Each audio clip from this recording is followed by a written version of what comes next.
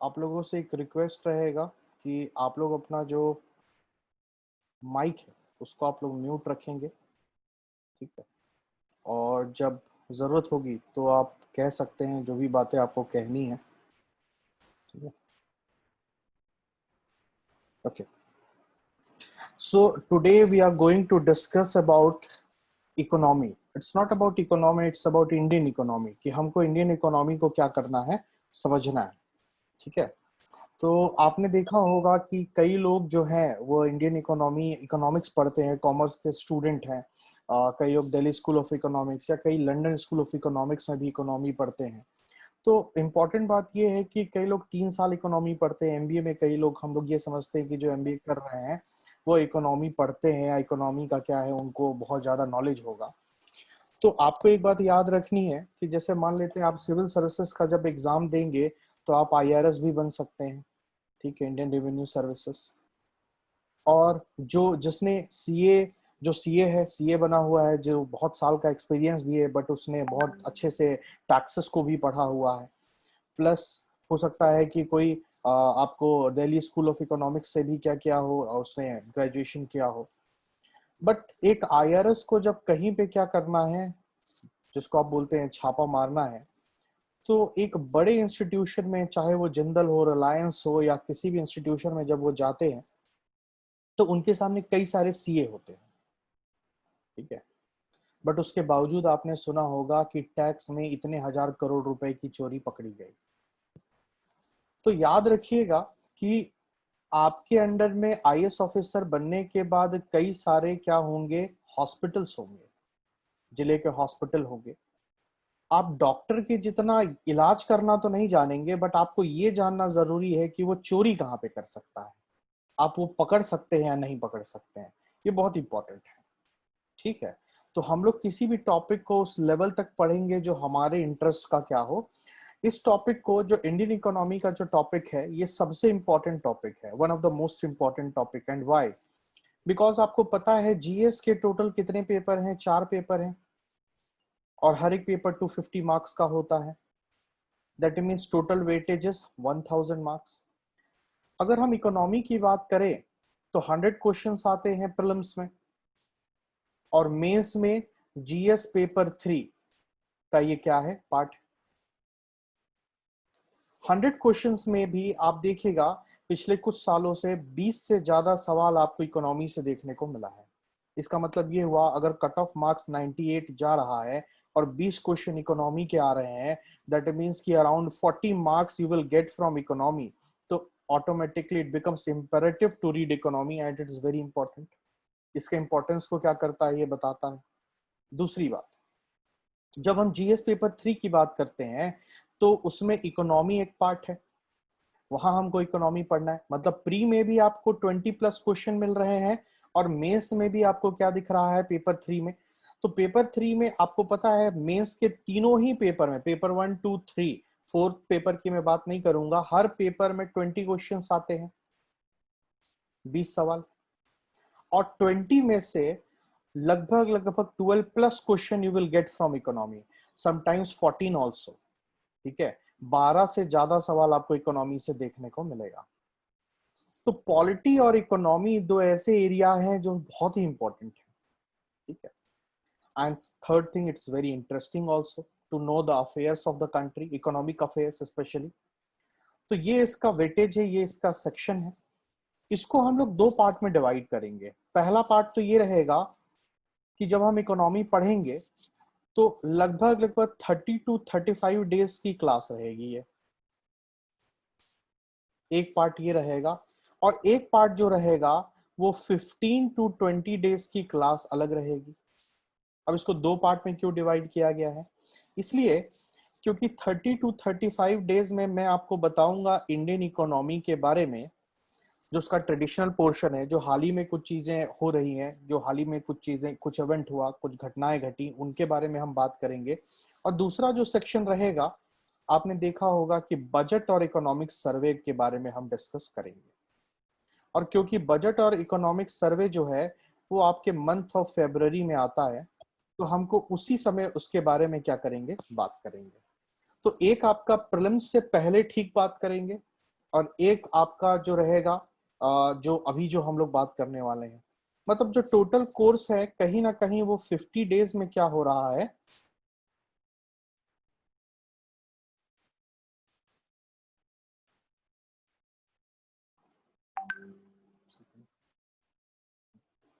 So total course जो रहेगा वो लगभग लगभग 50 डेज का रहेगा, 50 to 60 days you can say, जिसको हम दो पार्ट में क्या करने वाले हैं, डिवाइड करने वाले हैं। ठीक है, एक प्रीलिम्स से पहले बजट और इकोनॉमिक सर्वे, जैसे इस बार मैंने आप लोगों को पढ़ाया है जिन्होंने अटेंड किया था उसको, जो इस साल एग्जाम देने वाले हैं, और एक एरिया जो रहेगा वो आपका अभी रहेगा। ठीक है,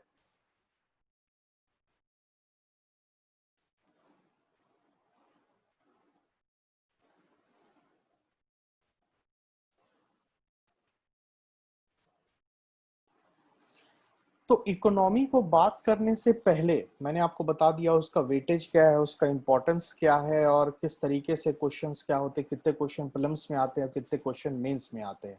ठीक है, उसको स्टार्ट करने से पहले मैं आपको थोड़ा सा उसमें क्वेश्चंस के बारे में बताने की कोशिश करूंगा। सबसे पहले हमको इकोनॉमिक्स नहीं पढ़ना है, बल्कि हमको क्या पढ़ना है, इंडियन इकोनॉमी। याद रखिएगा, हमको इंडियन इकोनॉमी पढ़ना है, हमको मैक्रो इकोनॉमिक्स के कॉन्सेप्ट नहीं देखने हैं, बल्कि हमको जो भी चीज पढ़ेंगे उसका इम्पैक्ट इंडिया में किस तरीके से होगा वो बहुत इंपॉर्टेंट। फॉर एग्जाम्पल, जैसे मान लेते हैं कि मैंने आपको बताया कि आरबीआई ने क्या किया है, अभी इंटरेस्ट रेट मान लेते हैं उसने बढ़ा दिया है। ठीक है, इंटरेस्ट रेट क्या कर दिया है, बैंकों का इंटरेस्ट रेट उसने बढ़ा दिया है। अब उसका इम्पैक्ट जो है वो किस तरीके से लोगों पे पड़ेगा। अब लोगों पे मतलब इंटरेस्ट रेट अगर उसने बढ़ाया है तो आप समझिए home loan, car loan, farmer loan, education loan. Home loan में वो लोग जो जॉब में हैं, जो घर खरीदना चाहते हैं, कार लोन में जिनकी पहली इच्छा है कि हम कार खरीदें, और फार्मर लोन में किसान हो गए, एजुकेशन लोन में आप यूथ हो गए। इस पर क्या इम्पैक्ट पड़ेगा ये आपको समझ में आएगा। तो हमको इंटरेस्ट रेट उसने बढ़ाया है, आरबीआई का क्या है उससे हमको फर्क नहीं पड़ता है, लेकिन आरबीआई की जो पॉलिसीज है उसका इम्पैक्ट जो है डिफरेंट सेक्टर ऑफ इकोनॉमी, या मैं कहूं different section of the society पे किस तरीके का पड़ने वाला है, ये एक सिविल सर्वेंट को समझने की क्या है, जरूरत है। ठीक है, तो अगर मैं कहूं कि अगर कोई इंडिविजुअल है जो किसका काम करता है, कोई बैंक में काम करता है, ठीक है, बैंक के जॉब की तैयारी करनी है, तो उसको भी आरबीआई पढ़ना है, और एक सिविल सर्वेंट को भी आरबीआई के बारे में पढ़ना है। बट उसका ऑब्जेक्टिव क्या होगा कि आरबीआई काम कैसे करती है, क्या क्या करना होता है आरबीआई में, कैसे repo rate, CRR, interest rate और बहुत सारी चीजों पे किस तरीके का बढ़ाती घटाती है, क्या होता है, ये बात पढ़ना है। लेकिन हमको क्या पढ़ना है कि वो जो कर रही है आरबीआई, उसका इम्पैक्ट जो है हमारी इकोनॉमी पे किस तरीके का पड़ने वाला है। ठीक है, ये हमको क्या करना है, समझने की कोशिश करनी है। तो इस तरीके से हमको इकोनॉमी को क्या करना है, समझना है। तो सबसे पहले इकोनॉमी को मैंने क्या किया है, दो पार्ट में बांट दिया है। पहला जो पोर्शन है वो क्या है, इंडियन इकोनॉमी, और दूसरा जो पोर्शन है उसको हम कहते हैं बजट और इकोनॉमिक सर्वे। जैसा कि मैंने आपको बताया कि total number of question prelims में कितने होते हैं, 100 होते हैं, 100 सवाल आते हैं जीएस के प्रीलिम्स पेपर में। 100 में से आपको 12 to 14 क्वेश्चन, 12 से 14 सवाल आपको इस पोर्शन से मिलेगा, जिसको ट्रेडिशनल पार्ट मैं कहता हूं। ये कौन सा पार्ट है, ट्रेडिशनल पार्ट है, जहां से आपको क्वेश्चन देखने को मिलेगा। दूसरा जो एरिया है, जैसा मैंने आपको बताया, बजट और इकोनॉमिक सर्वे का 7 to 8 question you will find from this area. तो मैंने आपको कहा था कि 20+ क्वेश्चन आपको पिछले कुछ सालों से देखने को मिल रहा है लगातार। इसका मतलब ये बताता है इकोनॉमी के इंपॉर्टेंस को। ठीक है, तो हम लोग जो पोर्शन देखने वाले हैं इकोनॉमी में, वो ये वाला पोर्शन हम लोग क्या करेंगे, देखेंगे। और जिस साल आप प्रीलिम्स देंगे उस साल हम लोग क्या करेंगे, आगे वाले पोर्शन पे क्या करेंगे, बात करेंगे। वैसे तो हर साल बजट इकोनॉमिक सर्वे पढ़ाएंगे, बट उस पे अपन क्या करेंगे, बात करेंगे।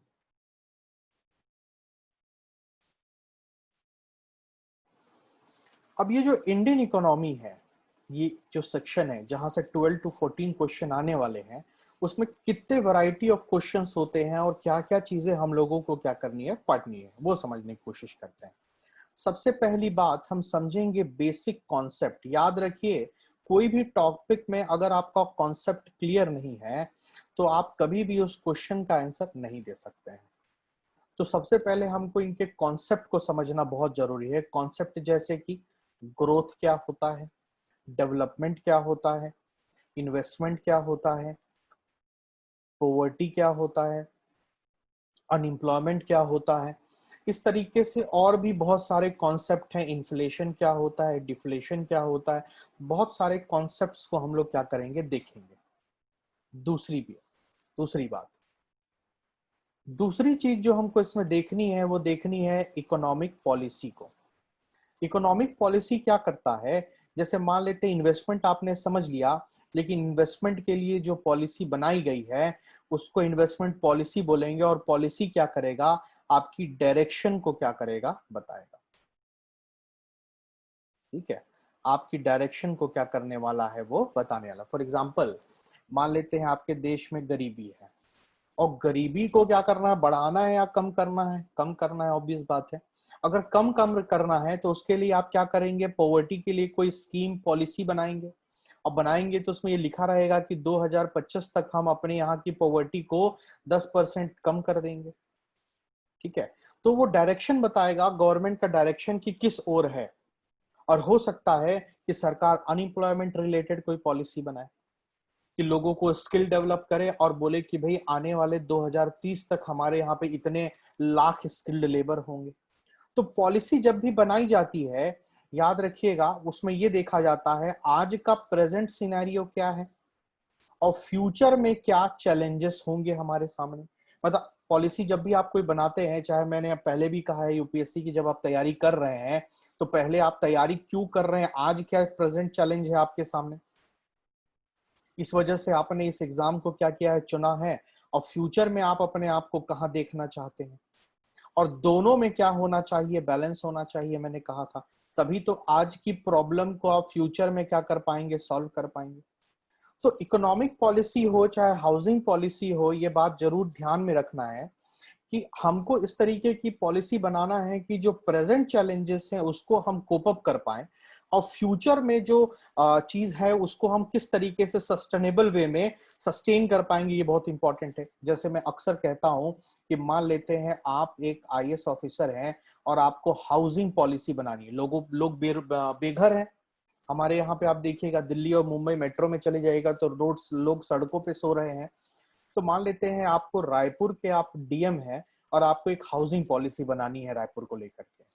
तो रायपुर की हाउसिंग पॉलिसी आपको क्या बनानी है, 2030 में आप चाहते हैं कि जिस तरीके से रायपुर में लोगों का इनफ्लो बढ़ रहा है, मतलब रायपुर कैपिटल है और इस कैपिटल में आपको हर तरीके की सुविधाएं मिलती हैं, तो लोगों को रोजगार मिलता है रिलेटिवली बाकी डिस्ट्रिक्ट के कंपैरिजन में। तो लोगों का फ्लो रायपुर की ओर ज्यादा रहेगा, एजुकेशन हब है, उसके अलावा आपका सारे गवर्नमेंट इंस्टीट्यूशन है, हॉस्पिटल्स हैं, हर तरीके की कोचिंग इंस्टीट्यूट है, तो लोगों का इनफ्लो, फिर रोजगार भी मिलेगा भाई। कोचिंग में अगर बच्चे आकर के पढ़ेंगे तो बाहर से लोग आएंगे जो खाना बनाना चाहते हैं, जो और कोई काम कर, उनको भी रोजगार मिलेगा। लेकिन फिर आपको तो घर मिल जाएगा रेंट पे, लेकिन उनको सड़कों पे रहना पड़ेगा। और इससे क्या होगा, जो आप बोलेंगे जो ब्यूटीफुलनेस है या फिर एस्थेटिक है शहर का, वो खराब होगा। और लोग जब आएंगे तो आपको पता है कि जमीन जो है, लैंड जो है, वो स्कार्स रिसोर्स है, बहुत ही कम है, लिमिटेड है।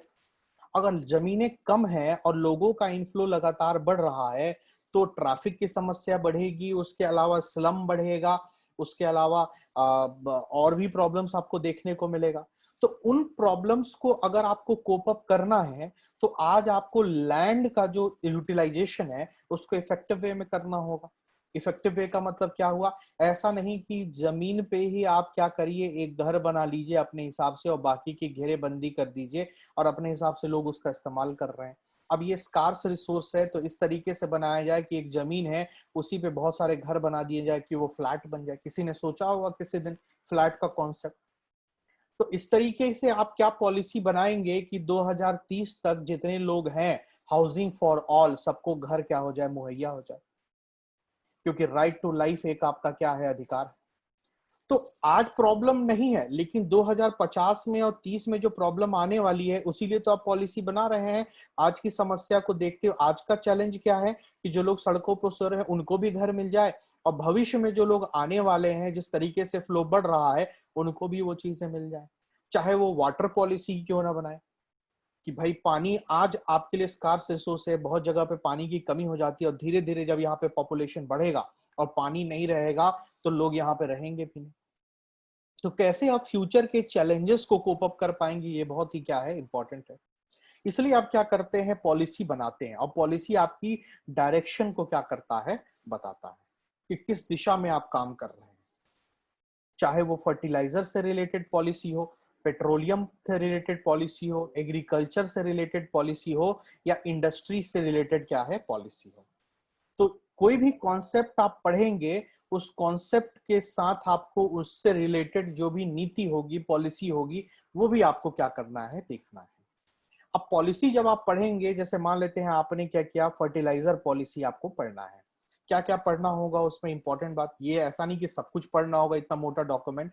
पहली बात की कौन सी मिनिस्ट्री ने उसको क्या की है, बनाई हुई, ठीक है, किस मिनिस्ट्री के अंदर में वो पॉलिसी क्या हुई है, बनी है, पहली बात।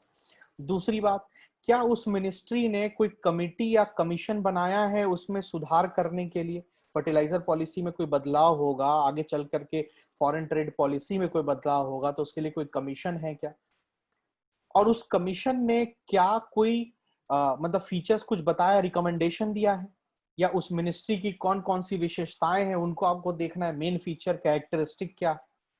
और चौथी चीज क्या देखनी है, पिछले 2 सालों में, 1 साल क्यों नहीं, क्योंकि कई बार क्या होता है कि कुछ कमीशन या कुछ पॉलिसी बहुत 2 साल पहले बनी होती है, और 2 साल बाद भी सवाल पूछे जाते हैं आजकल। इसलिए 2 साल में जो भी मेजर अमेंडमेंट किया है इन्होंने, उसमें ये बताएगा कि इस पॉलिसी में कोई शिफ्ट तो नहीं है। कई बार ऐसा देखिएगा कि भारत हमेशा नॉन अलाइनमेंट वाली या मैं बोलूं डिफेंसिव पॉलिसी बनाया करता था फॉरेन पॉलिसी से रिलेटेड, लेकिन अभी कुछ सालों में देखा गया है कि भारत एग्रेसिव पॉलिसी की ओर बढ़ रहा है। तो क्या भारत ने अपनी जो बेसिक प्रिंसिपल थी उसको छोड़ दिया है, और नहीं छोड़ा है तो तो पुरानी क्या प्रिंसिपल और अभी क्या बदलाव दिख रहा है हमको, तो ये बहुत इंपॉर्टेंट है, ठीक है। तो ये पॉलिसी क्या करता है, हमको डायरेक्शंस को क्या करता है, बताता है।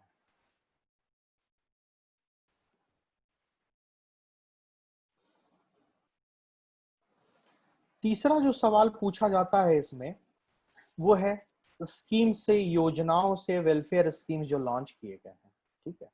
फॉर एग्जांपल जनधन योजना, मुद्रा स्कीम, ठीक है, उज्ज्वला योजना, और जितने भी तरीके के एक स्कीम है। तो मान लेते हैं सर्व शिक्षा अभियान को एक योजना को पकड़ते हैं, तो कई बार ये रहता है यार स्कीम्स में हमको पढ़ना क्या क्या है। पहली बात आपको ये देखना है कौन से ईयर में इसको लॉन्च किया गया था।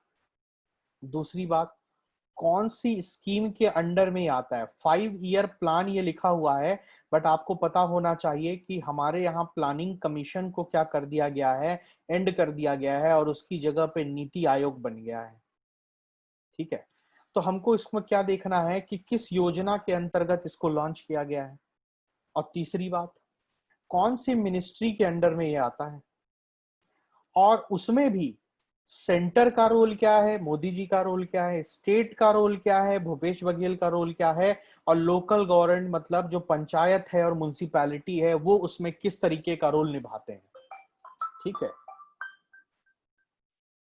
किस तरीके का रोल वो निभा रहे होते हैं, ठीक। दूसरी चीज उसमें आप जब भी पढ़ेंगे क्या चीजों को ध्यान देंगे, उसके ऑब्जेक्टिव को, कि सर्व शिक्षा अभियान बनाया है तो उसका ऑब्जेक्टिव क्या है। भाई आप यूपीएससी की तैयारी कर रहे हैं तो आपका ऑब्जेक्टिव क्या है, कि आप कब आईएएस बनना चाहते हैं, ठीक है, कि सिर्फ हमको तैयारी करनी है। दूसरी बात, अगर ऑब्जेक्टिव मान लेते हैं कि कोई स्कीम है जो 2000 में लॉन्च हुई थी, लेकिन 2018 में मोदी जी ने क्या किया, उसके ऑब्जेक्टिव में कोई बदलाव कर दिया, तो भले ही स्कीम पुरानी थी, लेकिन क्योंकि उसके ऑब्जेक्टिव में कुछ अमेंडमेंट, संशोधन किए गए हैं, तो उसको भी हमको क्या करना है, समझना है। और तीसरी बात, उसका परफॉर्मेंस रिपोर्ट, ठीक है, कि भाई आपने जो स्कीम लॉन्च की थी, मिड डे मील स्कीम हो या बाकी चीजें हो, उसका परफॉर्मेंस कैसा है, कौन सा स्टेट अच्छा परफॉर्म कर रहा है और कौन सा स्टेट अच्छा परफॉर्म नहीं कर रहा है, ठीक है। या आप किस कंट्री के रेस्पेक्ट में अगर हम देखें कि अगर इंडिया लेवल पे कोई स्कीम लॉन्च की गई है, वर्ल्ड में कोई स्कीम लॉन्च की गई है, इंटरनेशनल स्कीम है, तो उसमें इंडिया का परफॉर्मेंस कैसा है और इंडिया में भी कौन से स्टेट अच्छे परफॉर्म कर रहे हैं और कौन से नहीं कर रहे हैं, और कहाँ पे जहां अच्छा परफॉर्म किया जा रहा है वहां पे क्या फैक्टर हैं जो उसको अच्छा परफॉर्मेंस के लिए मोटिवेट कर रहे हैं, और कौन से फैक्टर हैं जो स्टेट अच्छा परफॉर्म नहीं कर रही है और उसको रिटार्ड कर रहा है, कौन से फैक्टर्स हैं, इसको हम देखने की क्या करेंगे, कोशिश करेंगे। और अगर आप इन तीन एरिया को देखिए तो जैसा मैंने आपको बताया था कि 12 to 14 question you are going to get from these areas, तो इसमें भी 2/3 क्वेश्चन, मतलब अगर 12 सवाल पूछे जा रहे हैं तो ये मान के चलिए कि 6 से 8 सवाल, 8 सवाल आपको लगभग लगभग 8 से 10 आप बोलिए क्वेश्चन आपको यहां से इस वाले एरिया से देखने को मिलेगा, ठीक है।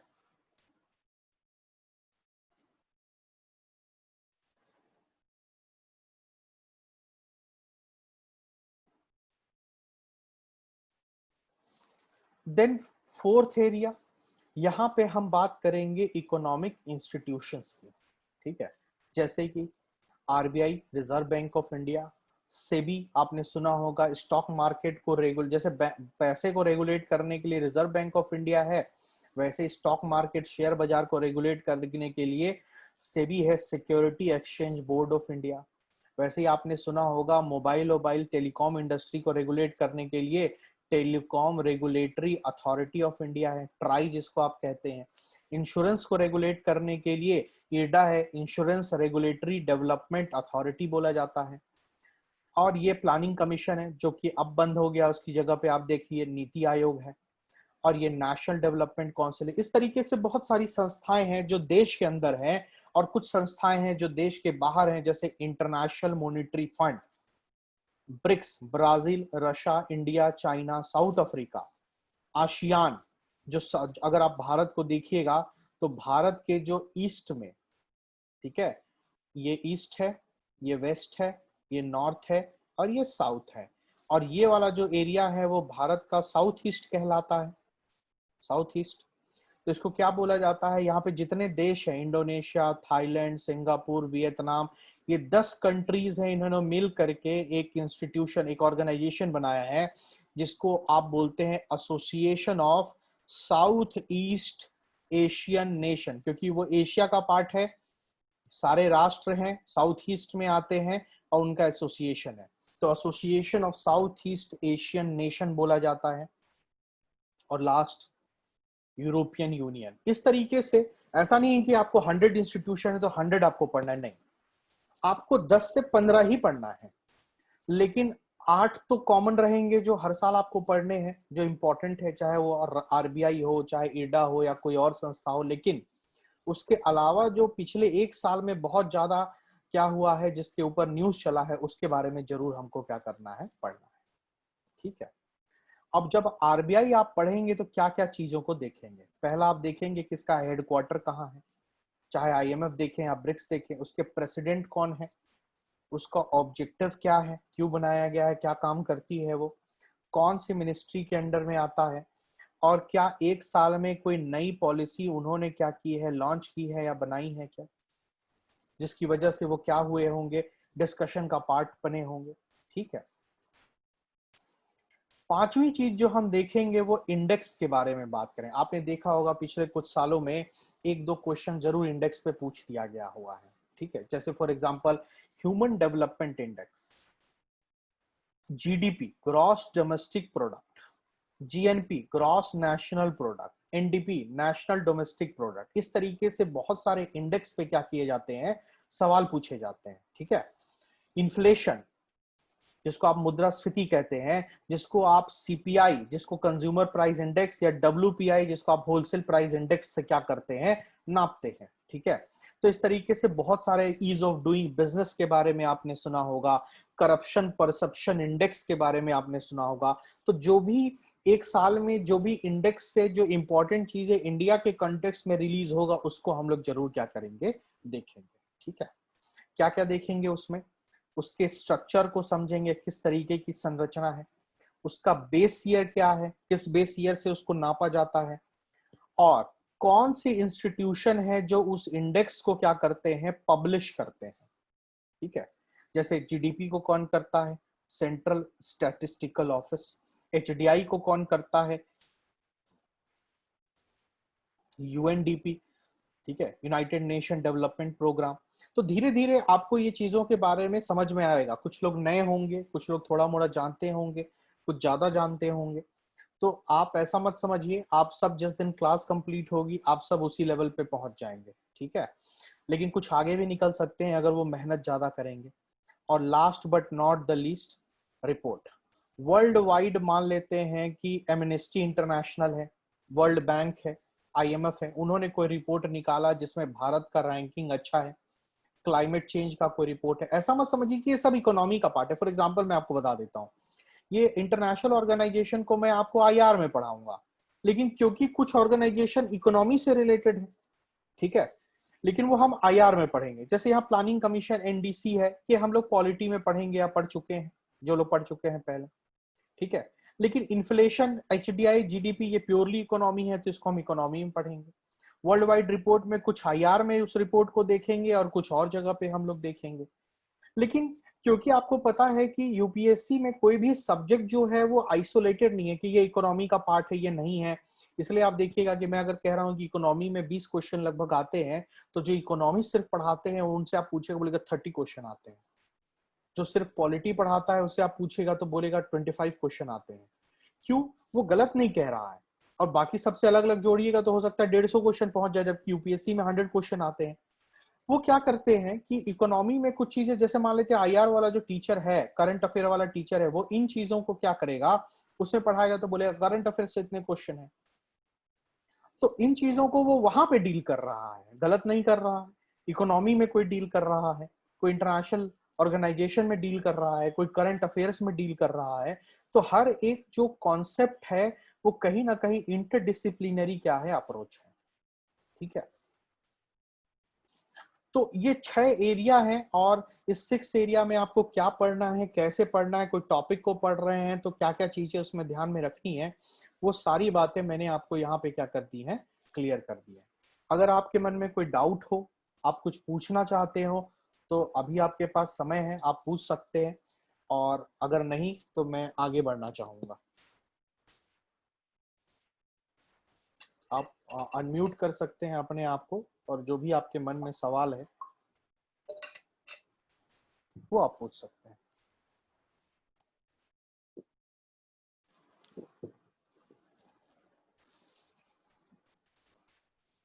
सो I hope there is no question. और जैसे देखिए, घबराने वाली बात नहीं है।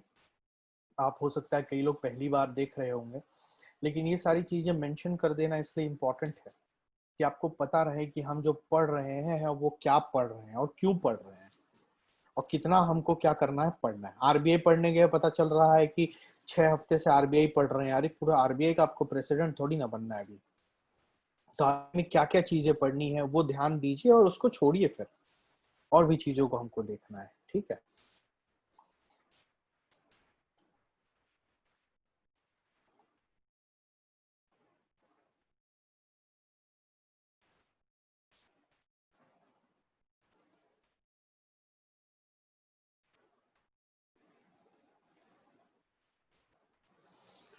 अब हम आगे बढ़ते हैं। और क्लास को स्टार्ट करने से पहले, मतलब काफी चीजें मैंने आपको बताई हुई हैं, उसके बाद जो सबसे पहला सवाल लोगों के मन में आता है वो कि कौन कौन से रिसोर्सेस को हम फॉलो करें कि हमारा इकोनॉमी क्या हो जाए, कंप्लीट हो जाए।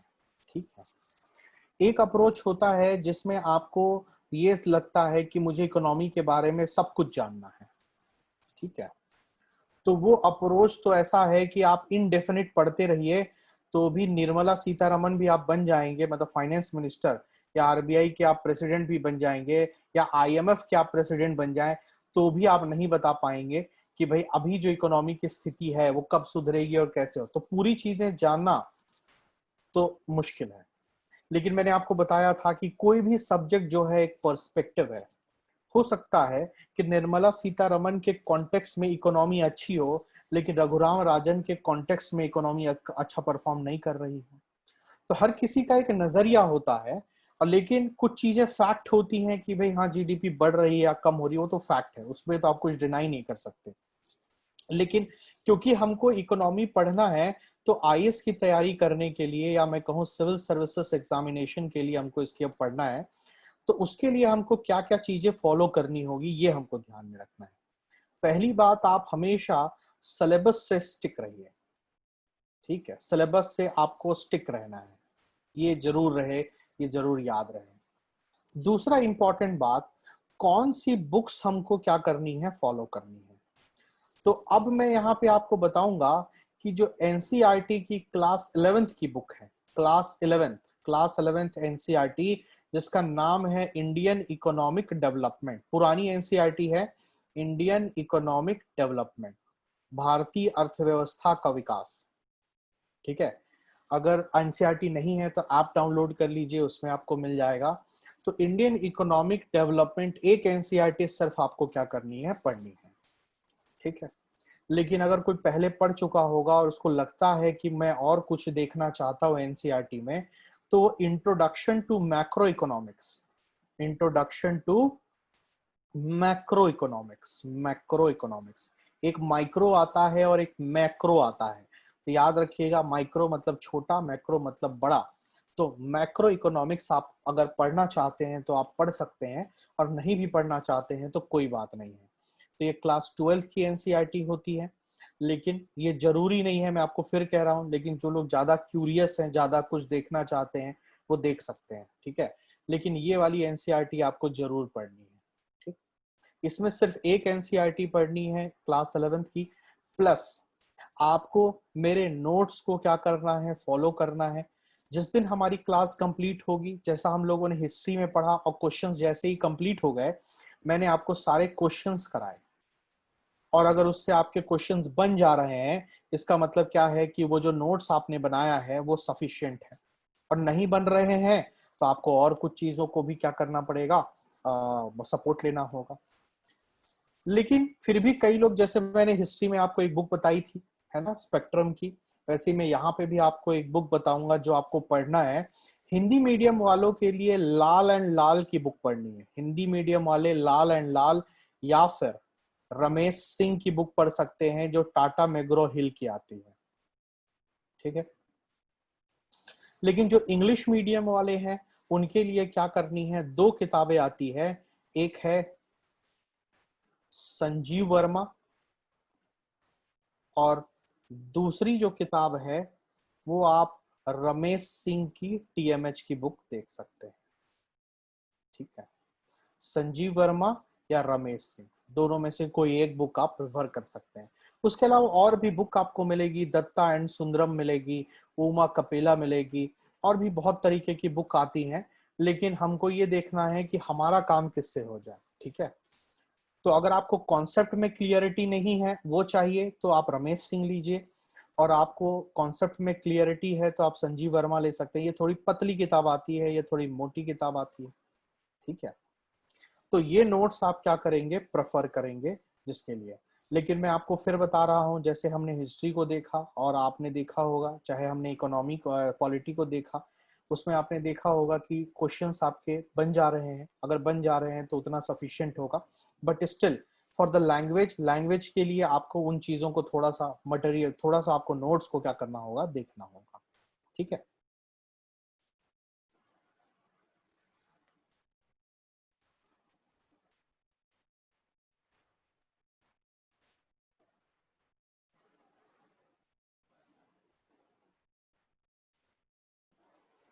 ओके।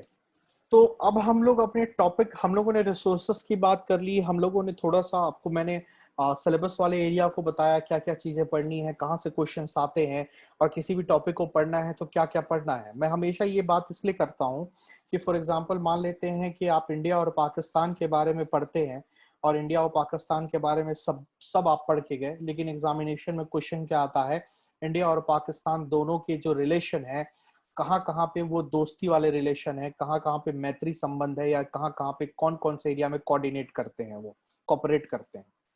अब ये आपने पढ़ा ही नहीं।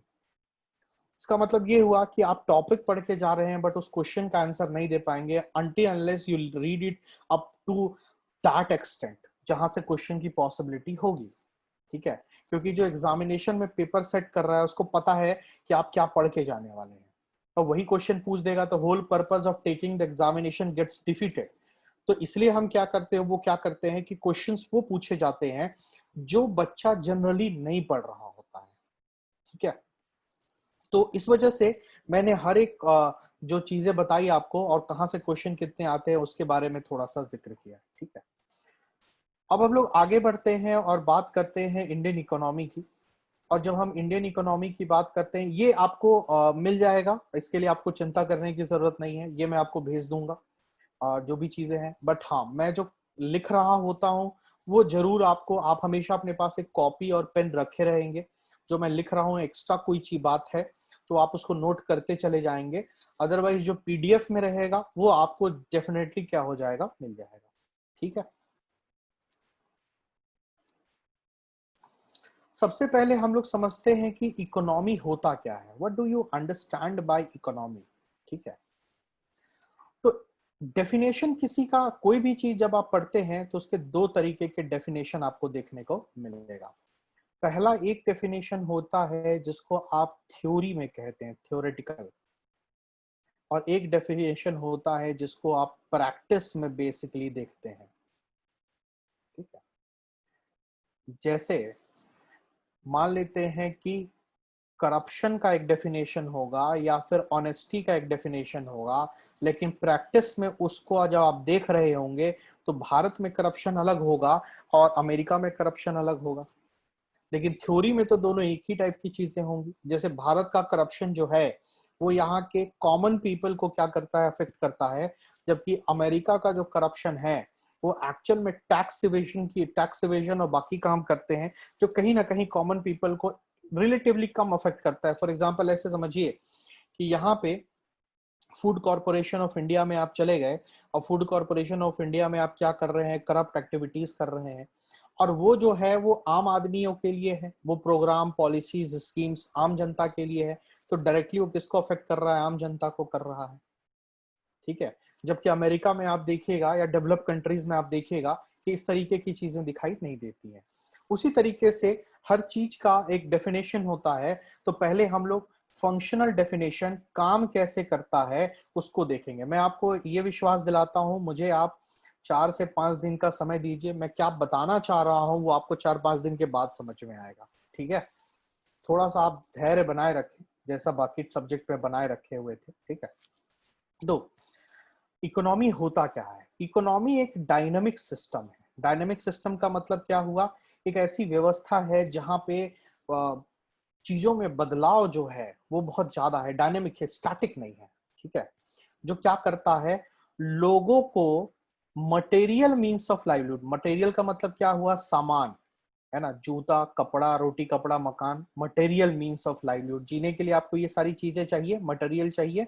तो material means of livelihood provide करता है लोगों को जो उस रीजन में क्या कर रहे हैं, रह रहे हैं, जहां पे हर तरीके की आर्थिक गतिविधि, इकोनॉमिक एक्टिविटीज होती है, एजेंट्स होते हैं, इकोनॉमिक एजेंट्स, उससे जुड़ी हुई संस्थाएं। इकोनॉमिक एक्टिविटी, किसी दुकान में अगर आप जा रहे हैं तो सामान खरीद रहे हैं, बेच रहे हैं, और उस बीच में कोई आदमी वहां बैठा हुआ है जो आपको खरीद रहा है, बेच रहा है, और उससे रिलेटेड संस्थाएं, मतलब कि कंज्यूमर फोरम या वो दुकानें जो है वो इंस्टीट्यूशन है, और उनके बीच के इंटर रिलेशनशिप को क्या करता है, बताता है। हो सकता है आपको समझ में नहीं आया हो, तो आपके लिए एक और डेफिनेशन है जिसको हम कहते हैं स्ट्रक्चरल डेफिनेशन। है क्या ये, देखिए, जो इकोनॉमी होता है, कोई भी चीज आप देखिएगा उसका एक सिस्टम होता है। ठीक है, सिस्टम का मतलब होता है तंत्र। ठीक है, संस्कृत में इसको क्या कहते हैं, तंत्र। ठीक, कोई भी सिस्टम है वो दो भागों में क्या है, बटा हुआ है। एक को हम कहते हैं उसके फंक्शनल स्ट्रक्चर और एक को हम कहते हैं मैकेनिज्म। ठीक है, फंक्शनल स्ट्रक्चर का मतलब क्या होता है कि फंक्शनल स्ट्रक्चर में आप देखिएगा कि किस तरीके से वो चीजें काम करती हैं, मतलब ऐसे समझिए। इसको मैंने क्या कहा, तंत्र। कोई भी सिस्टम को हम कहेंगे ये तंत्र है। इसको क्या कहा जाता है, यंत्र, यंत्रा संस्कृत में। और मैकेनिज्म को क्या कहा जाता है, मंत्र। ठीक है, समझने की कोशिश करते हैं।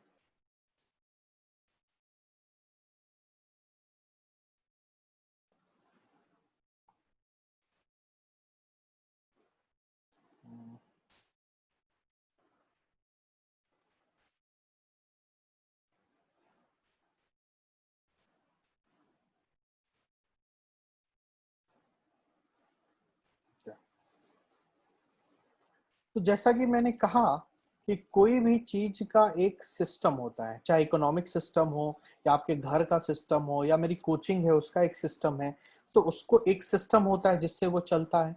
तो इकोनॉमी, हमारे देश में भी इकोनॉमी का कोई ना कोई क्या है, सिस्टम है जिससे वो चलता है। वो जो कोई भी सिस्टम होता है वो दो पार्ट में क्या होता है, बटा होता है। पहले को हम कहते हैं फंक्शनल स्ट्रक्चर और दूसरे को हम कहते हैं mechanism.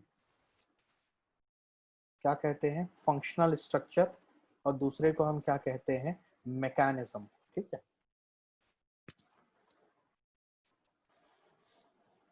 Functional structure and mechanism. ठीक है, जब हम फंक्शनल स्ट्रक्चर की बात करते हैं तो आप देखिएगा कि बहुत सारी कंट्रीज में, और मैं इंडिया की ही बात करूंगा, है ना, लेकिन बाकी कंट्रियों को भी क्या करूंगा, कंपेयर करूंगा।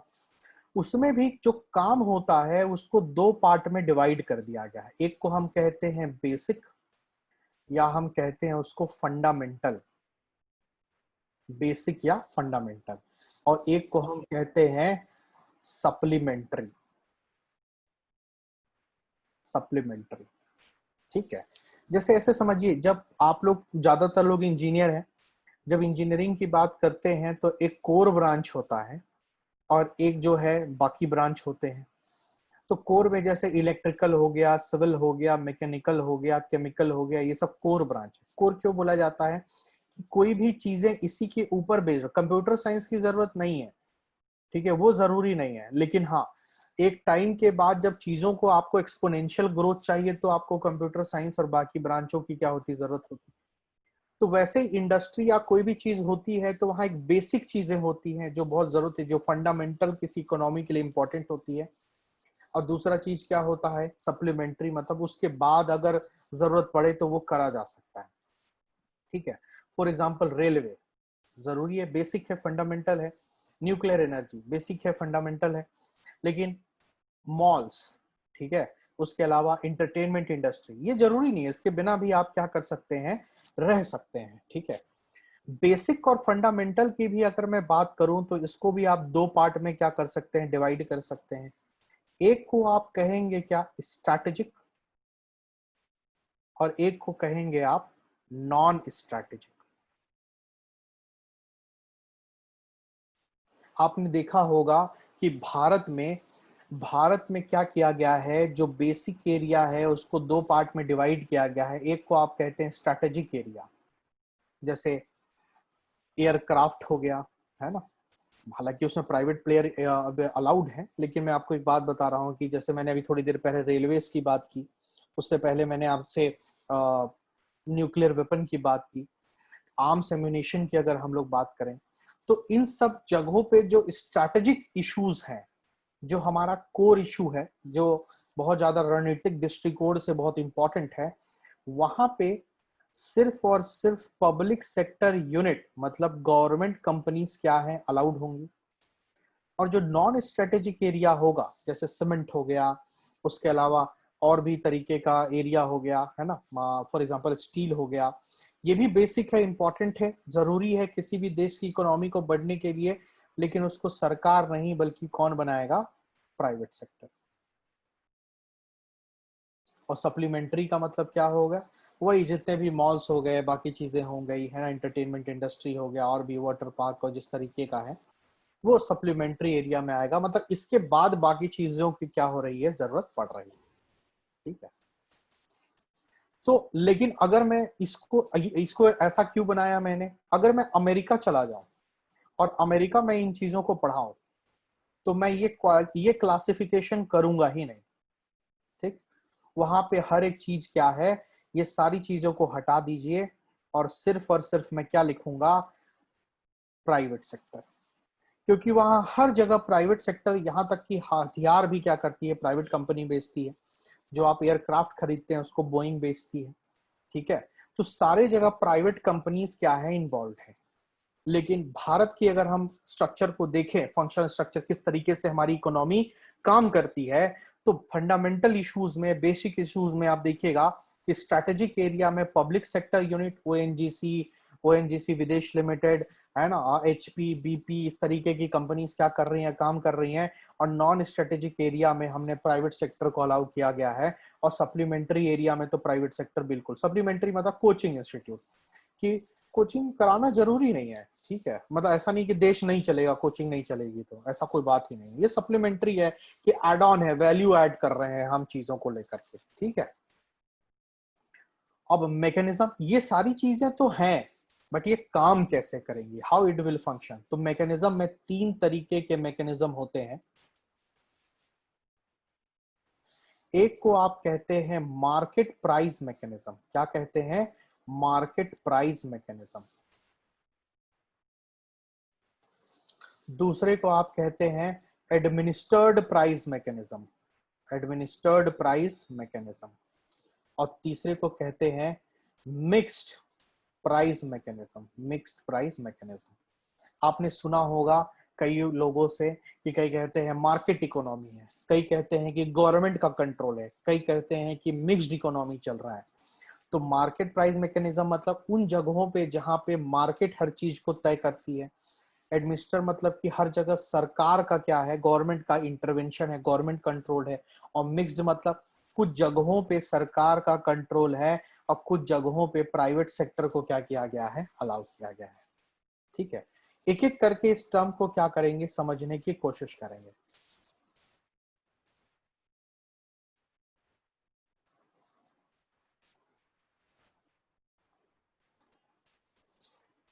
तो जैसे कि हम लोगों ने स्ट्रक्चर्ड मैकेनिज्म को समझा, पहले हम लोग इसमें मैकेनिज्म में मार्केट प्राइस मैकेनिज्म को क्या करेंगे, समझने की कोशिश करेंगे।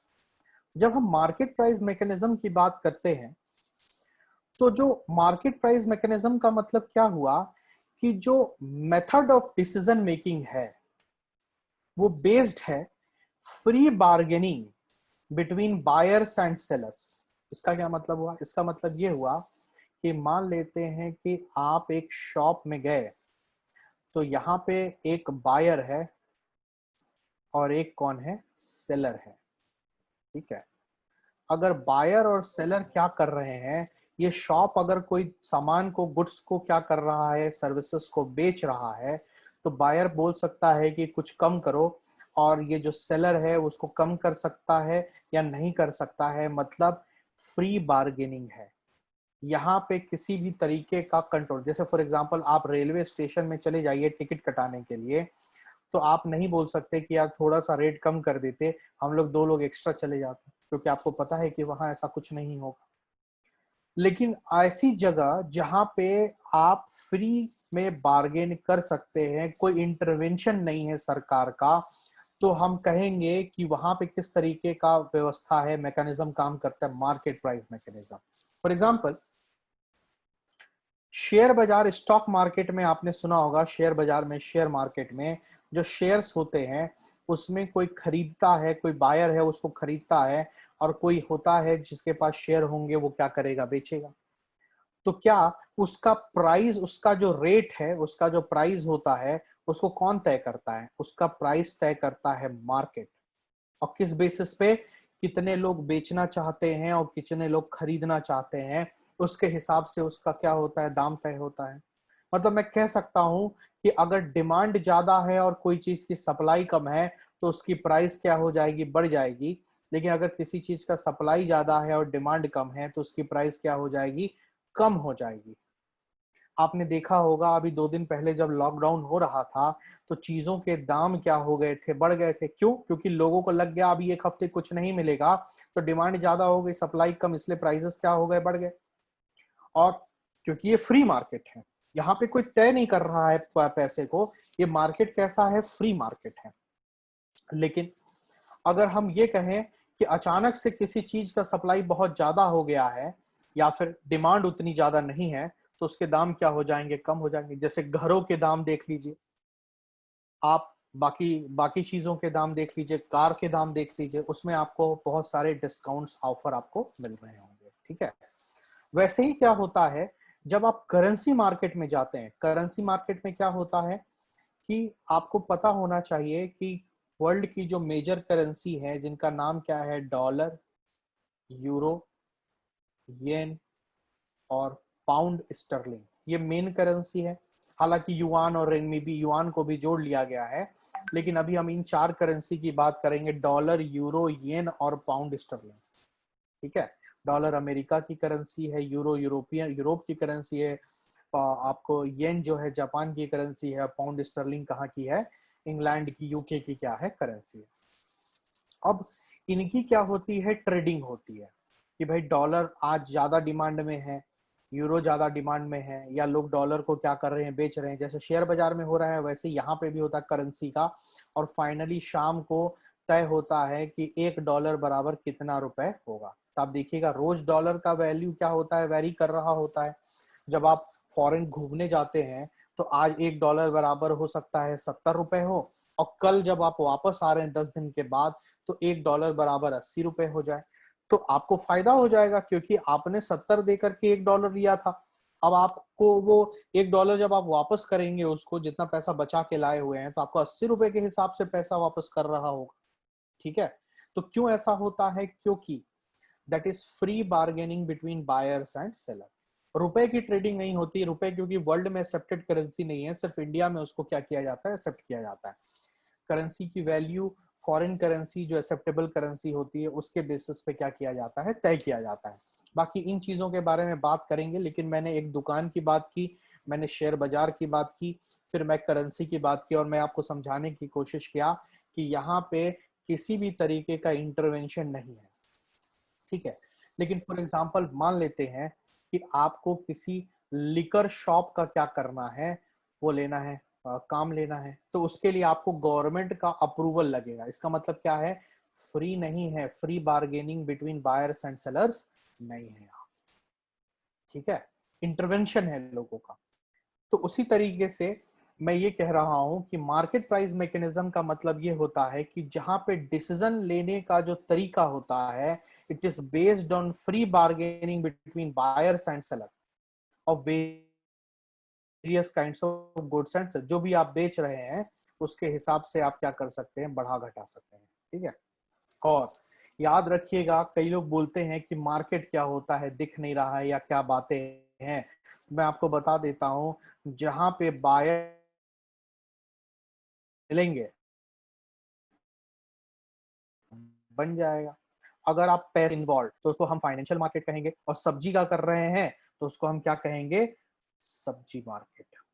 ठीक है, पहली बात तो याद रखिएगा इस डेफिनेशन को कि method of decision making is based on free bargaining between buyers and sellers of various kinds of goods and services. Services का मतलब मान लेते हैं कोचिंग इंस्टीट्यूट का पैसा कौन तय कर रहा है, हम तय कर रहे हैं। आप आ रहे हैं, कह रहे हैं सर ज्यादा ले लीजिए, कम ले लीजिए, फ्री बार्गेन कर पा रहे हैं। जब आप कहीं और जा रहे हैं, मूवी देखने जा रहे हैं या कहीं और कुछ करने जा रहे हैं, तो when it is free between buyers and seller the method of decision making, तो हम उसको मार्केट प्राइस मैकेनिज्म कहते हैं। ठीक है, उसी में एक बात और मैं जोड़ना चाहूंगा, अगर इस तरीके का मैकेनिज्म अगर किसी इकोनॉमी के अंडर में काम करेगा, तो हम उसको क्या कहेंगे, फ्री इकोनॉमी। क्या कहेंगे, फ्री इकोनॉमी। मतलब अगर ये वाला जो मेथड है वो किसी इकोनॉमी के अंदर में क्या कर रहा है, काम कर रहा है, if it is functioning under any economic structure, then it will be known as free economy. मुक्त अर्थव्यवस्था भी इसको कहेंगे, फ्री इकोनॉमी भी कहेंगे।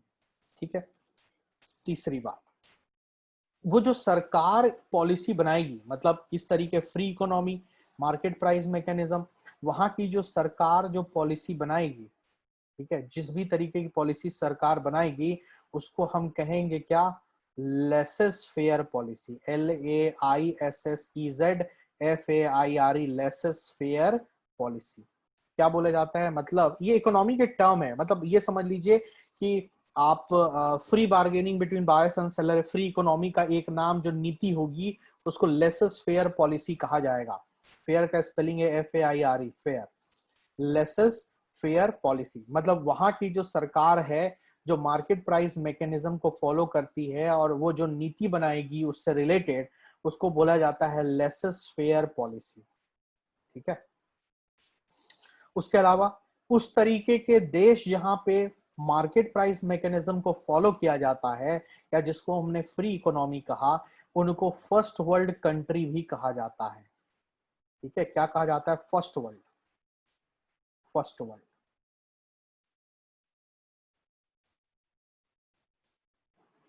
ठीक है।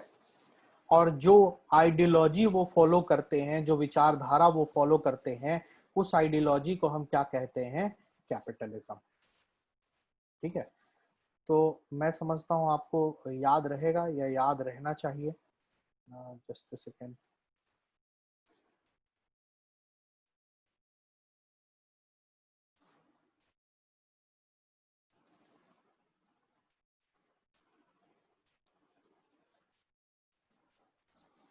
फिर से एक बार देखते हैं, मार्केट प्राइस मैकेनिज्म क्या होता है।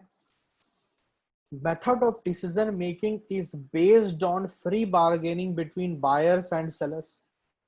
ठीक है। और उस तरीके का मैकेनिज्म अगर किसी इकोनॉमिक स्ट्रक्चर में काम करता है तो उसको हम क्या कहते हैं, फ्री इकोनॉमी। ठीक। गवर्नमेंट जो पॉलिसी फॉलो करती है उस तरीके की पॉलिसी को क्या कहा जाता है, laces fair policy, laces fair policy. ठीक है। उस तरीके के देश को क्या कहा जाता है, फर्स्ट वर्ल्ड कंट्री। ठीक है। और उस तरीके की इकोनॉमी को एक और शब्द कहा जाता है क्या, डेवलप्ड इकोनॉमी, विकसित देश या डेवलप कंट्री, डेवलप्ड इकोनॉमी भी आप कह सकते हैं। और जो आइडियोलॉजी या विचारधारा वो फॉलो करते हैं उनको हम क्या कहते हैं, कैपिटलिज्म, जिसको आप पूंजीवाद भी कहते हैं। ठीक है। तो market price mechanism, free economy, laissez faire, first world, developed economy, capitalism. हर एक टर्म को मैंने आपको क्लियर किया है, कैपिटलिज्म को मैं क्लियर करूंगा, लेकिन उससे पहले अगर आपको कोई डाउट हो तो आप पूछ सकते हैं, अभी तक जो बात समझ में नहीं आई हो।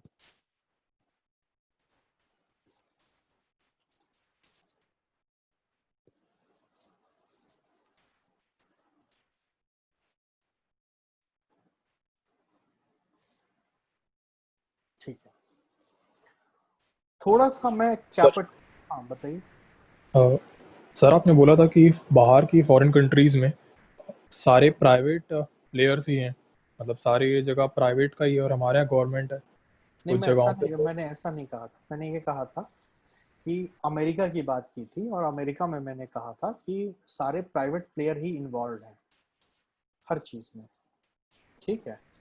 लेकिन जो डेवलप कंट्रीज हैं, जो मैं आपको कहूंगा कि जो फर्स्ट वर्ल्ड कंट्री, चाहे वो यूरोप की बात करें, Canada, US, Japan, south Korea, यहाँ पे आप देखिएगा ज्यादातर प्राइवेट कंपनीज हर एरिया में क्या है, इन्वॉल्व है। सर तो यहाँ से हम ये डिडक्शन लगा सकते हैं कि अगर गवर्नमेंट का इंटरफेरेंस नहीं है इकोनॉमी में तो वो कंट्री ज़्यादा अच्छा परफॉर्म करेंगी, ऐसी बात क्योंकि वो। नहीं है, ऐसी बात नहीं है। देखो क्या होता है, ऐसे समझो, थोड़ा सा मैं टॉपिक से अलग बात कर रहा हूँ, जिन्होंने अब बात कही है। एक थ्योरी है जिसको हम कहते हैं लिबरलिज्म, उदारवाद। ठीक है। वो कहता है कि स्टेट की हमको कोई जरूरत नहीं, स्टेट का मतलब सरकार की बात कर रहा हूँ, कोई जरूरत नहीं है। वो कहता है कि स्टेट क्या करता है, जबरदस्ती में इंटरवीन करता है इकोनॉमी में। फॉर एग्जाम्पल, अब ये बताइए मुझे कि आप मुझे पैसे दे रहे हैं, और मैं उसकी आपको सर्विसेज दे रहा हूं, आप जब सेटिस्फाइड हैं तो मैं उसके पीछे टैक्स क्यों दूं? बीइंग अ कैपिटलिस्ट या बीइंग मतलब एन एंटरप्रेन्योर, क्या मैं कभी टैक्स देना चाहूंगा? आज भी आप देखिए कि बड़े बड़े लोग टैक्स देना नहीं चाहते हैं। वो चाहते हैं कि भाई सरकार कम से कम हमसे क्या करे, टैक्स ले। टैक्स नहीं देना चाहते हैं। लेकिन और सही बात है, आपकी बात से अगर हम चलें तो टैक्स वैक्स नहीं देना चाहिए, लेकिन ये टैक्स का जो पैसा आता है उससे सरकार क्या करती है, वेलफेयर स्कीम्स देती, लॉन्च करती है। किसके लिए? जो पुअर और deprived section of the society है, गरीब और वंचित लोग हैं। ठीक है। अब ये सोचिए कि अगर आपने फ्री इकोनॉमी कर दिया है ना, तो हमारे यहाँ पे हमारी कंट्री में 40% से ज्यादा लोग क्या है, मैलन्यूरिश्ड हैं। ऑलमोस्ट 28% वर्ल्ड के पुअर पीपल हमारी कंट्री में रहते हैं। अगर हम इस इकोनॉमी को फ्री कर दें, जहां पे सरकार कोई काम ना करे, सब प्राइवेट प्लेयर करें, तो प्राइवेट प्लेयर क्या फ्री में पढ़ाएगा? क्या प्राइवेट प्लेयर आपको कम दामों में सर्विसेज देगा? तो बिल्कुल नहीं देगा। क्या वो स्कीम्स लॉन्च करेगा? नहीं करेगा। तो सरकार को अगर स्कीम लॉन्च करना है तो उसको पैसे चाहिए, और पैसे टैक्स के रूप में आपसे लेती है ना। Personal income tax, corporate income tax जो कॉर्पोरेट से लेती है, इनडायरेक्ट टैक्स जब आप मोबाइल और बाकी चीजें खरीदते हैं, वो पैसा सरकार के पास जाता है, और सरकार उसका काम क्या करती है, लोगों के वेलफेयर के लिए काम करती है। लेकिन एक बार आपके यहाँ से मैल नरिशमेंट एजुकेशन हो जाए, हेल्थ आपका अच्छा हो जाए, गरीबी हट जाए, तब आप प्राइवेट प्लेयर को दे सकते हैं, क्योंकि अब सब कैपेबल हो गए हैं। अगर आप यहाँ पे टैक्स नहीं लगाएंगे, इसका मतलब क्या है, इनइक्वालिटी बहुत ज्यादा बढ़ जाएगी। ठीक है। आप घर में भी देखिएगा कि कोई बड़ा भाई है और छोटा भाई है, तो छोटे भाई को ज्यादा प्रेफरेंस मिलती है, क्योंकि वो ज्यादा इनकेपेबल है। ठीक है। और वो इसलिए मिलती है ताकि बराबरी, इक्वालिटी को स्टैब्लिश कर दिया जाए। अगर ऐसा नहीं होगा तो जो ज्यादा ताकतवर होगा वो सारी चीजों को क्या कर लेगा, ओन कर लेगा।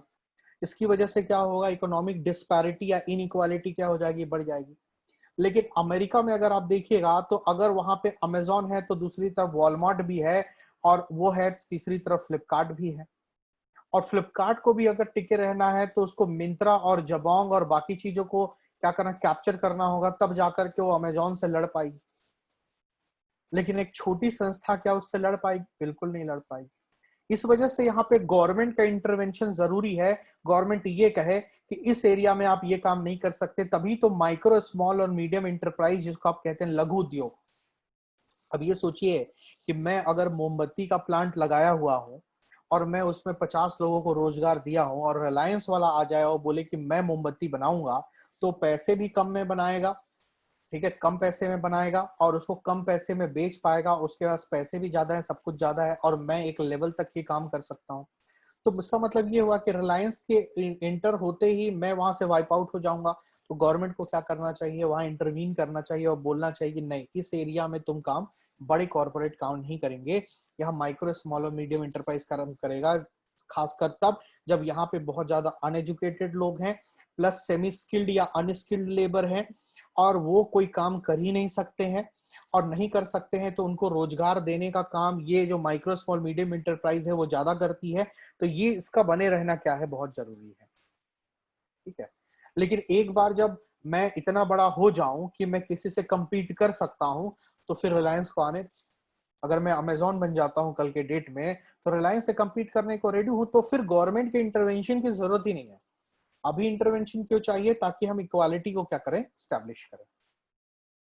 ठीक है। और इक्वालिटी को क्यों स्टैब्लिश करना है भाई, इसमें गवर्नमेंट का क्या फायदा है? अब ये समझिए, मैं पता चला कि मैं एक साइड अमीर होता चला गया, इक्वालिटी नहीं है, मेरे अंदर कैपेबिलिटी ज्यादा है, पोटेंशियल ज्यादा है, सब कुछ ज्यादा है, पैसे भी ज्यादा है, तो मैं धीरे धीरे बढ़ता चला गया। और कोई नया आदमी आएगा, मैं उसको बढ़ने ही नहीं दूंगा, उसको कुचल दूंगा तुरंत, क्योंकि काफी ताकतवर हूं मैं। ऐसे में क्या होगा, और कई लोगों को क्या होगा, कई लोग हमेशा छोटे रह जाएंगे, या हो सकता है लोग सड़कों पे आ जाएं, या लोग गरीब हो। तो ये क्या करेंगे, मतलब मैं अकेला अगर आगे बढ़ रहा हूं, या हमारे जैसे 100 लोग बढ़ रहे हैं, और किसके कॉस्ट में, 120 करोड़ लोगों के कॉस्ट पे, तो ये सड़कों पे रह करके ठंड में मर जाएंगे। मतलब रोड में आ गए हैं ये, इनके पास ना काम है ना चीजें हैं, ना इनको हम आगे बढ़ने दे रहे हैं। इसका मतलब ये है कि कल के डेट में ये लॉ एंड ऑर्डर का प्रॉब्लम या मेरे घर पे क्या करेंगे, पत्थर मारेंगे। तो एक बहुत बड़े थिंकर थे, उन्होंने कहा था कि कुछ लोग मतलब जो अमीर लोग हैं, कुछ लोग लाखों लोगों की कीमत में, और भारत में तो करोड़ों लोग हैं, तो लाखों लोगों की कीमत में अपने शीशे के घरों में सुरक्षित नहीं है। आज अगर रिलायंस को ओपन कर दिया जाए कि आप कहीं भी एंटर कर सकते हैं, तो विश्वास मानिए कि वो जिस एरिया में एंटर करेगा वहां के जितने भी इंडस्ट्री हैं सबको क्या कर देगा, बंद कर देगा, छोटी इंडस्ट्री। तो अकेले किसके पास पैसे आ जाएंगे, इनके पास। तो हम जैसे लोग क्या हो जाएंगे, सड़कों पे आ जाएंगे। तो हम क्या करेंगे, उनके जो घर है वहां पे पत्थर मारेंगे, चोरी करेंगे और भी कोई काम करेंगे। तो ऐसा कोई ना हो, लॉ एंड ऑर्डर का प्रॉब्लम ना हो, इसके सरकार की जिम्मेदारी है इसको करना। और उसके लिए क्या करना पड़ेगा, जो रिसोर्सेस है, जो वेल्थ है, उसका प्रॉपर डिस्ट्रीब्यूशन जरूरी है लोगों के बीच में। क्योंकि वो रिसोर्सेस आपका ही नहीं है, क्योंकि आप ज्यादा ताकतवर हैं, आपके पास 2 फावड़ा है, कि आपके घर में 10 लोग हैं, तो ऐसा नहीं कि आप 10 लकड़ी काट के ले जाएंगे जंगल के। क्योंकि आपको जरूरत अगर 2 लकड़ी की है, 2 ही काट के ले जाइए, 10 नहीं ले जा सकते हैं। क्योंकि आप में क्षमता है, इसका ये मतलब नहीं है कि आप 10 लकड़ी काट के ले जाएं। और मुझे अगर 5 लकड़ी की जरूरत है और मेरे पास रिसोर्सेस नहीं है और मैं 1 लकड़ी काट रहा हूं, तो मुझे 5 लकड़ी मिलनी चाहिए। नहीं मिलेगा तो इनइक्वालिटी क्या रहेगी, बढ़ी रहेगी। समझ में आ रही बात?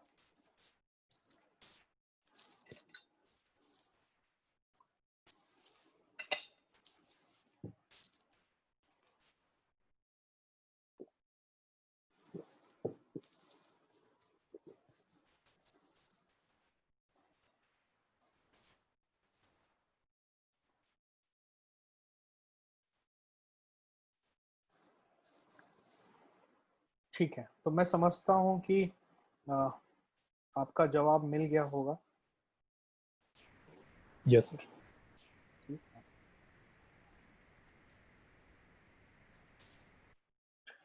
तो मैं यहाँ पे बात कर रहा था मार्केट प्राइस मैकेनिज्म की, और मार्केट प्राइस मैकेनिज्म में मैं सबसे पहले आपको बताऊंगा कैपिटलिज्म के बारे में।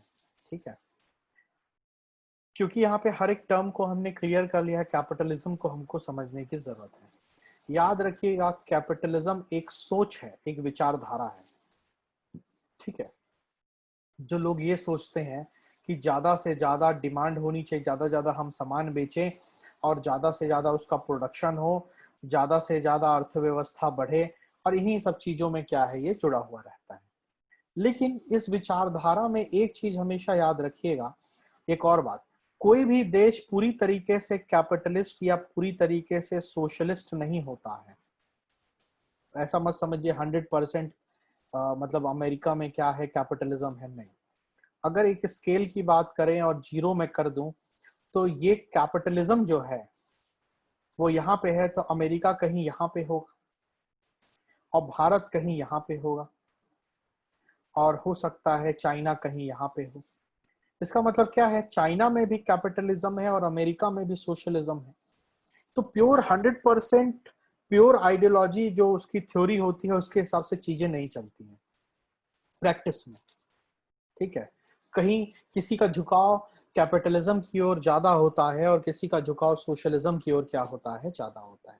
इसका मतलब ये हुआ कि हो सकता है कि आज मोदी जी अगर प्रधानमंत्री हैं और कल मैं अगर प्रधानमंत्री बन गया, तो हो सकता है कि मैं अंबानी और अदानी को उतना सपोर्ट ना करूं, या मैं कहूं कि कॉरपोरेट को उतना सपोर्ट ना करूं।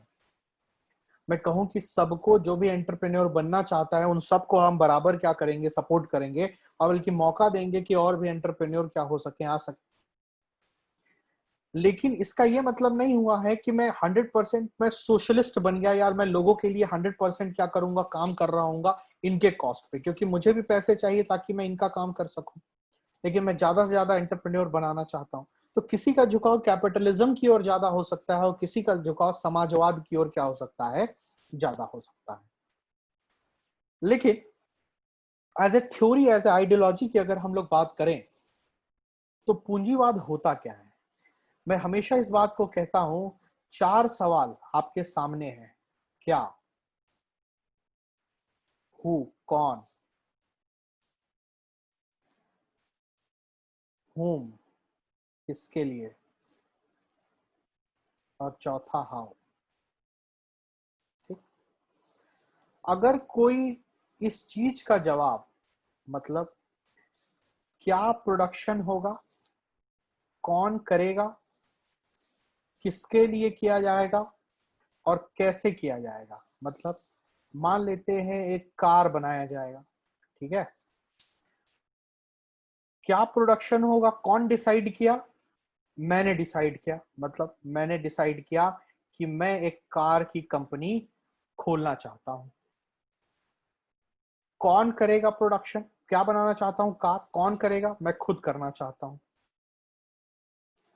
किसके लिए बनाऊंगा, हो सकता है कि मैं नीचे तबके के लोगों के लिए, आम आदमी के लिए बनाऊं, या हो सकता है कि मैं जैगुआर और लैंड रोवर जैसी कंपनी क्या करूं, और मतलब उसमें गाड़ी बनाऊं। तो हो सकता है कि वो मैं कुछ लोगों के लिए बनाऊं, क्योंकि उतनी महंगी गाड़ी सब तो नहीं ले सकते। और कैसे बनेगी, उसमें मैं लेबर का इस्तेमाल करूं या मशीन का इस्तेमाल करूं, जिसको मैं चाहूं उसको ज्यादा यूज कर पाऊं। मतलब अगर इस चीज को, इस सारे सवालों का जवाब अगर खुद मैं ले सकता हूं, तो मैं कहूंगा कि वहां पे जो इकोनॉमी है वो कैपिटलिस्ट इकोनॉमी है। मतलब जहां पे प्राइवेट प्लेयर या मार्केट या लोग डिसाइड कर सकते हैं कि वो क्या करना चाहते, कौन करेगा, क्या करेगा, किसके लिए करेगा और कैसे करेगा, तो हम उसको क्या कहेंगे, कैपिटलिज्म, पूंजीवाद कहेंगे। ठीक है, कैपिटलिस्ट इकोनॉमी और जो विचारधारा वहां पे प्रिवेलेंट है उसको क्या कहेंगे, कैपिटलिज्म। ठीक, लेकिन फिर सोशलिज्म क्या है, कौन प्रोड्यूस करेगा, ये गवर्नमेंट बताएगी। क्या आप प्रोड्यूस करेंगे, ये भी सरकार बताएगी। किसके लिए करेंगे, ये भी सरकार बताएगी। और कैसे करेंगे, लेबर होगा कि मशीन होगा, वो भी सरकार बताएगी। मतलब हम कहेंगे कि वहां की जो इकोनॉमी है वो एक तरीके से कंट्रोल्ड इकोनॉमी है, नियंत्रित अर्थव्यवस्था है। ठीक है, तो उसको हम कहेंगे कि, क्योंकि सरकार अगर बताएगी तो सरकार लोगों के लिए बताएगी। कौन करेगा, अरे यार राहुल, तुम्हारे पास ऑलरेडी 4 कोचिंग है, तुमको कोचिंग खोलने नहीं देंगे। ठीक है, किसको देंगे, किसी और को दे देंगे। ठीक है, क्या करोगे तुम कोचिंग में, किसको पढ़ाने वाले हो, या क्या क्या करने वाले हो। पूरे यूपीएससी नहीं, यूपीएससी का बहुत कोचिंग है, तुम ना एसएससी बैंकिंग की तैयारी करो, ज्यादातर जनता ये करती। किसको पढ़ाओगे, अमीरों को नहीं, नहीं अमीरों को नहीं, तुमको गरीबों को पढ़ाना होगा। कैसे पढ़ाओगे, तुम खुद नहीं पढ़ाओगे मशीन वशीन लगा करके, बल्कि तुम क्या करोगे, टीचर हायर करोगे, और टीचर हायर करके ऑनलाइन का काम नहीं चलेगा। तो ये क्या है कि अगर वहां पे हर एक चीज को गवर्नमेंट क्या कर रही है, बता रही है, डिसाइड कर रही है, ठीक है, तो हम कहेंगे कि वहां पे क्या है, सोशलिस्ट इकोनॉमी है, या सोशलिस्ट आइडियोलॉजी को या सोशलिज्म को क्या कर रहे हैं, फॉलो कर रहे हैं। ठीक है, और मिक्स्ड में क्या होगा, कुछ जगहों पे सरकार डिसाइड करे और कुछ जगहों पे क्या प्राइवेट प्लेयर डिसाइड करे, तो क्या हो जाएगा, मिक्स्ड इकोनॉमी हो जाएगा। ठीक है,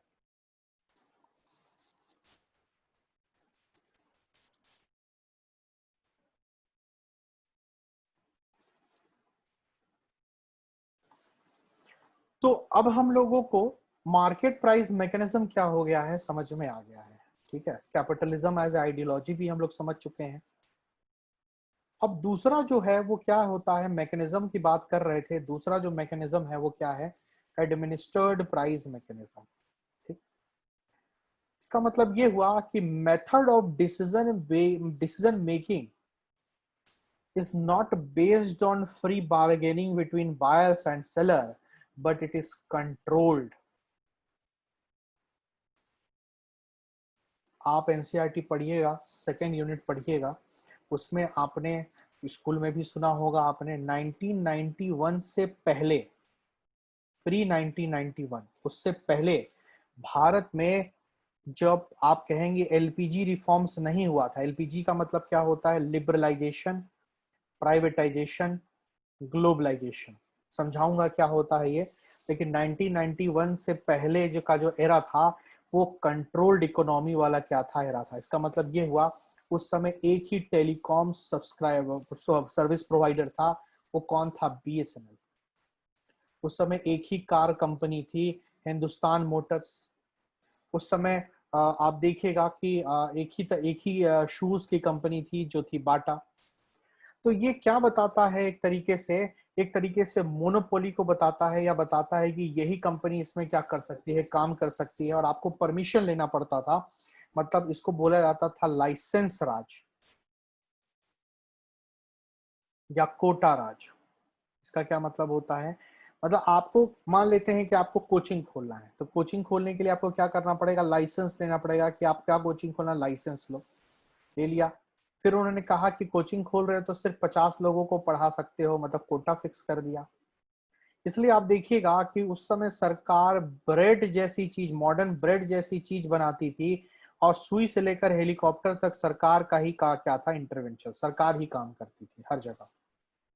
लेकिन धीरे धीरे 1991 के बाद एलपीजी रिफॉर्म्स हुए, मतलब जिसमें आप लिबरलाइजेशन बोलते हैं, प्राइवेटाइजेशन और ग्लोबलाइजेशन। इसका मतलब मैं समझाऊंगा बाद में। मतलब हमारे अपनी अर्थव्यवस्था को, भारत ने अपनी अर्थव्यवस्था को दूसरों के लिए क्या कर दिया, खोल दिया।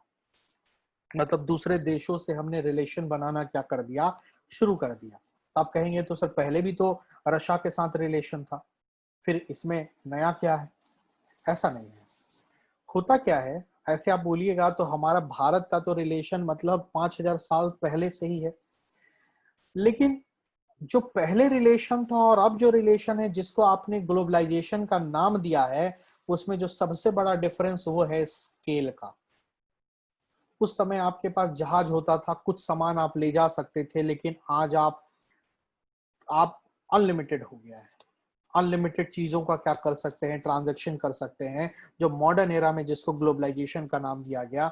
और भारत जो था 1991 से पहले, सिर्फ जो चीजों की जरूरत उसको होती थी, चाहे वो ऑयल हो या फिर आपको आर्म्स एम्युनिशन हो, उसके लिए रशिया और बाकी देशों से रिलेशन रखता था। बाकी जगह पे आप इकोनॉमी पे, चाहे आप आइसक्रीम की बात करें, चॉकलेट की बात करें, कपड़ों की बात करें, ब्रेड की बात करें, हर जगह गवर्नमेंट ही क्या करती थी, काम करती थी। मतलब private sector, public sector unit, PSU जिसको आप कहते थे, वो ही काम करती थी। इसको हम क्या कहते हैं, कंट्रोल्ड इकोनॉमी। और यहाँ पे मतलब यहाँ पे जो स्ट्रक्चर है और जो फंक्शन है, दोनों में ही सरकार का क्या है, हस्तक्षेप है, इंटरवेंशन है। ठीक है, मतलब स्ट्रक्चर और फंक्शन याद आया, फंक्शनल डेफिनेशन जो थोड़ी देर पहले मैंने आपको बताया हुआ था।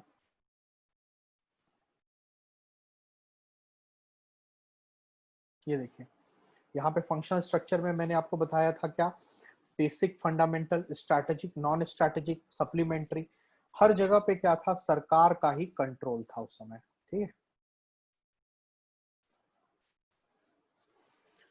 सरकार जो पॉलिसी बनाती थी, वो सरकार जिस तरीके की पॉलिसी बनाएगी, उसको बोला जाता था कॉम्प्रिहेंसिव लाइसेंसिंग पॉलिसी। कोई भी काम करने से पहले आपको लाइसेंस की जरूरत पड़ती कि आप ये काम कर सकते हैं। इसको बोला जाता है सेकेंड वर्ल्ड कंट्रीज। याद रखिए, वहां पे जो पॉलिसी थी उसको क्या बोलते थे, लेसेस फेयर। वहां पे मार्केट प्राइस मैकेनिज्म, तो यहाँ एडमिनिस्ट्रेड प्राइस मैकेनिज्म। वहां पे फ्री इकोनॉमी, तो यहाँ पे कंट्रोल्ड इकोनॉमी। पॉलिसी वहां की लेसेस फेयर थी, तो यहाँ की कॉम्प्रिहेंसिव लाइसेंसिंग पॉलिसी। वहां पे फर्स्ट वर्ल्ड कंट्री बोला जाता है, यहाँ पे क्या बोला जाता है, सेकेंड वर्ल्ड कंट्री बोला जाता है। और यहाँ पे जो विचारधारा फॉलो की जाती है, आइडियोलॉजी, उसको क्या कहा जाता है, सोशलिज्म, समाजवाद। ठीक है, क्या कहा जाता है, सोशलिज्म। और इसका जो सबसे बड़ा सपोर्टर रहा है, अभी हम रशिया कह सकते हैं। पहले के टाइम पे 1991 से पहले जो देश था, USSR, union Soviet socialist Republic. ठीक है, इसका सबसे बड़ा सपोर्टर कौन है, यूएसएसआर। और अगर हम थोड़ा पीछे चलें, तो वहां पे मैं मार्केट प्राइस मैकेनिज्म की अगर मैं बात करूं, तो कौन सी कंट्री है जो इसका सबसे बड़ा प्रमोटर, हालांकि डेवलप कंट्री मैंने आपको कहा था, लेकिन यूएसए सबसे बड़ा प्रमोटर है। और अगर आप नाम जानना चाहते हैं, तो ओईसीडी कंट्रीज, ओईसीडी देश। ओईसीडी का मतलब क्या होगा, organisation of economic cooperation and development. Organisation of economic cooperation and development. ठीक है, ये कब बना था, 1961 में बना था। और ये ग्रुप है किसका? सारे विकसित देशों का क्या है? ग्रुप है। डेवलप कंट्री का क्या है? ग्रुप है, जिन्होंने अपना एक गुट बनाया हुआ है। ठीक है, और ये फर्स्ट वर्ल्ड कंट्री के नाम से भी क्या किया जाता है? जाना जाता है। और टोटल कंट्रीज कितने हैं इसमें? 37। जब ये बना था तो कितने थे? 20। मतलब कितने लोग ज्वाइन हुए हैं बाद में? 17। ठीक है, तो थोड़ा थोड़ा आपको कुछ कुछ ऑर्गेनाइजेशन के बारे में जहां जहां पे पढ़ते चले जाएंगे वहां आपको देखते चले जाना है। ठीक,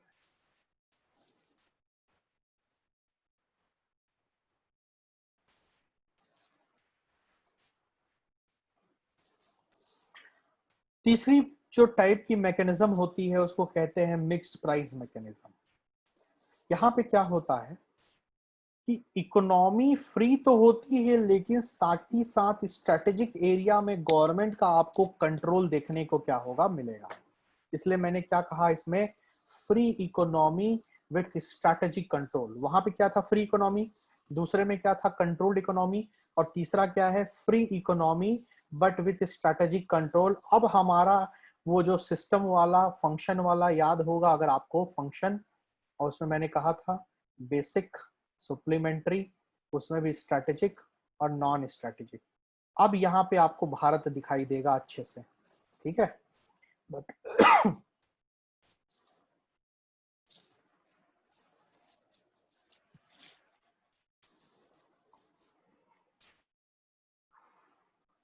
तो मैंने कहा कि फ्री इकोनॉमी तो होगा, लेकिन साथ ही साथ स्ट्रेटेजिक एरिया में गवर्नमेंट का कंट्रोल भी आपको दिखाई दे रहा होगा। ठीक, पहली बात। और इसको आप क्या कहते हैं? अच्छा, उसको वो मैं पिछला वाला भूल गया। एडमिनिस्ट्रेड प्राइस मैकेनिज्म था वो, जो पुराना वाला हम देख रहे थे, ये एडमिनिस्ट्रेड प्राइस मैकेनिज्म था। और ये क्या है? Mixed price mechanism. ठीक है, मतलब इकोनॉमी फ्री है बट स्ट्रेटेजिक एरिया में गवर्नमेंट का हमको क्या दिखाई दे रहा है? कंट्रोल नजर आ रहा है। ठीक है, जो पॉलिसी यहाँ पे जो सरकार बनाएगी वहां पे कॉम्प्रिहेंसिव लाइसेंसिंग पॉलिसी, हर चीज के लिए लाइसेंस की जरूरत है। यहाँ पे selective licensing policy. Selective licensing policy का मतलब क्या हुआ कि कुछ एरिया में आपको लाइसेंस की जरूरत पड़ेगी, लेकिन कुछ जब कोचिंग खोलना है तो कोई लाइसेंस नहीं चाहिए, लेकिन आपको शराब की दुकान खोलने लाइसेंस चाहिए। न्यूक्लियर में आप काम नहीं कर सकते हैं, पेट्रोल पंप खोलना है तो लाइसेंस चाहिए। तो इसका मतलब क्या है? Selective licensing policy. Selective area में आपको लाइसेंस की क्या पड़ेगी? जरूरत पड़ेगी। और इसको थर्ड वर्ल्ड कंट्रीज से भी क्या किया जाता है? डिनोट किया जाता है। ठीक है, और यहाँ पे डेवलपिंग कंट्रीज मतलब विकसित विकासशील देश, डेवलपिंग कंट्रीज और लेस डेवलप्ड कंट्रीज दोनों ही आते हैं। और जो विचारधारा ये फॉलो करते हैं उसको हम कहते हैं सोशलिस्ट कैपिटलिज्म या कैपिटलिस्ट सोशलिज्म। मतलब अगर आप, अब आपको पता चल चुका है कि सोशलिज्म और कैपिटलिज्म क्या होता है, तो अगर हम ये देखें, ज्यादातर अगर आप जीरो से इस साइड हैं और यहाँ कहीं पे हैं तो आप कैपिटलिज्म को तो फॉलो कर रहे हैं, बट सोशलिज्म ज्यादा है इसलिए सोशलिस्ट कैपिटलिज्म कहेंगे। और अगर आप कैपिटलिज्म की ओर ज्यादा हैं तो आपको कैपिटलिस्ट सोशलिज्म कहेंगे। मतलब कैपिटलिज्म की ओर आपका झुकाव ज्यादा है और सोशलिज्म की ओर रिलेटिवली क्या है? आपका कम है। ठीक है, और चौथे तरीके के जो देश होते हैं ये हमारे काम का नहीं है, लेकिन सोमालिया, जिम्बाब्वे, इथोपिया, इस तरीके के जो देश हैं वो हमारे एग्जाम में पूछा भी नहीं जाता है, लेकिन इनको फोर्थ वर्ल्ड कंट्रीज के नाम से भी क्या किया जाता है? जाना जाता है। ठीक है, तो ये आज की बात थी। आज की क्लास हम लोग क्या करेंगे? यहीं पे एंड करेंगे, बट उससे पहले